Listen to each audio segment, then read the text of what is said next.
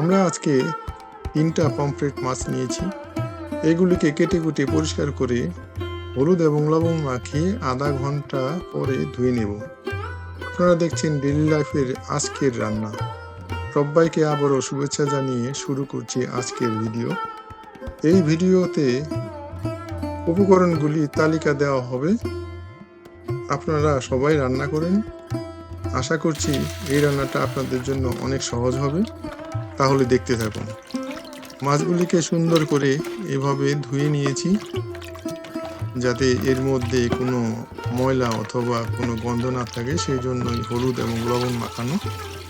এবং এরপরেই আমরা রান্নার জন্য অথবা ভাজার জন্য স্বাদ মতো লবণ দিয়ে দিব এবং তারপরেই স্বাদ মতো কিছু হলুদ দিয়ে দিব মাছটাকে কালার হওয়ার জন্য এবং একটু সুস্বাদু করার জন্য।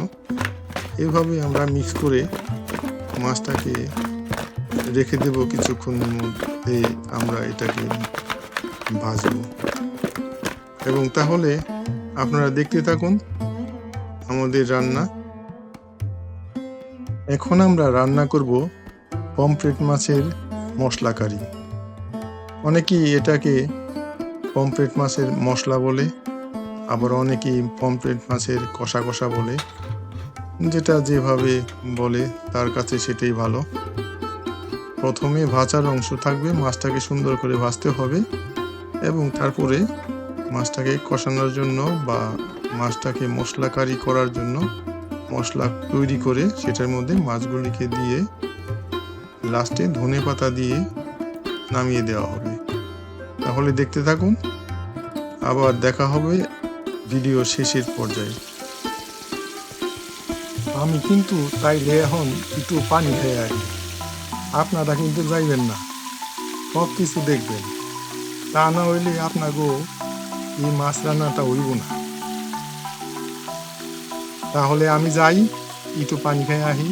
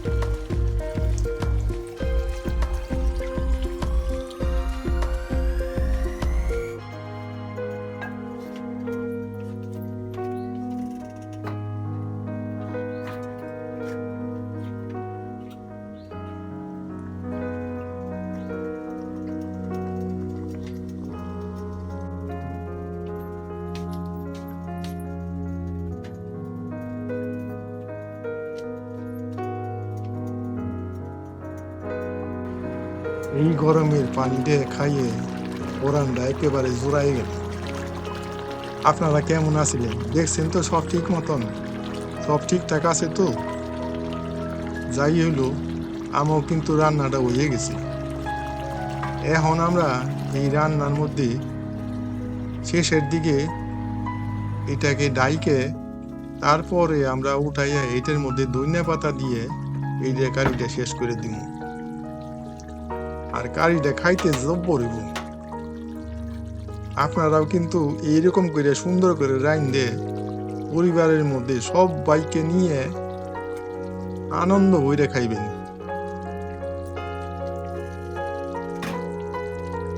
এইভাবেই আপনারা রান্না করে এই রান্নার মজা বুঝবেন। তাইলে আজকে আমি যাই, অন্য সময়ে আবার দেখা হইব। Until then, good bye. আর একটা কথা কইতে ভুলে গেছি, আপনারা কিন্তু এই চ্যানেলটারে একটু সাবস্ক্রাইব করবেন, আমার একটু সাহায্য করেন। আপনাকেও ভালো হইব, সুন্দর সুন্দর জিনিস দেখতে পাইবেন। আমিও আমার ভিডিও কোয়ালিটিটা একটু উন্নত করতে পারব। আর যদি আপনাকে কিছু বলার থাকে তাইলে এইটার মধ্যে যে কমেন্ট বক্স না কি কয়, ওই যে লিখে লিখে দেয়, ওইটার মধ্যে সুন্দর করে লিখে দিবেন। আর আমি ওই লেখাটা পড়ে তারপরে সংশোধন করে আপনাকে সুন্দর সুন্দর ভিডিও উপহার দিব। তাইলে আমি যাই, দেখা হইব অন্য কোনো সময়ে। আপনাকে মতামত কিন্তু আমার দরকার, আমি অপেক্ষায় রইলাম।